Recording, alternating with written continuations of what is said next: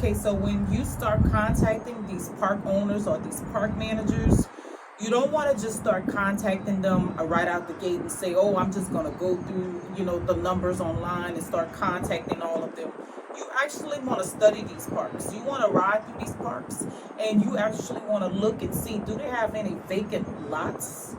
Do they have any mobile homes that look distressed where you can come in and actually offer a solution? Because that's how you really connect with these with these park owners or park managers. So you actually look to see, because some of them, they may be filled, they may have like more up to date mobile homes in the park, and a lot of them, they that's like park managers that just came in and pretty much they got rid of all of the old.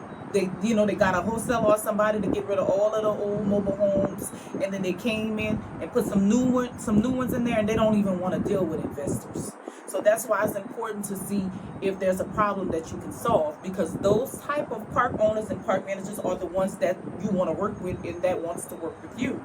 So you look and you see if there's a need, and that way when you reach out to these park managers or park owners, you can actually talk to them based on their need and how you can come in and help them with that. Because these park managers, they want to profit. They want to make income. So it's our job, and as investors, to come in and show them how we can help them to keep their income flowing, or how we can actually add to their income by maybe putting other mobile homes in the park, and that way they have more profits. So that's how we want to look at it, and that's how you want to contact these park owners and these park managers. Never just go and start just calling them recklessly and without knowing anything about the park.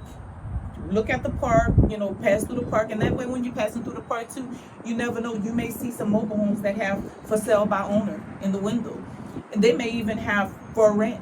And when you see that, then that's when you'll know, like, okay, they work with investors if they have for rent signs in the window. So it's so much you can learn about a park just by passing through a park.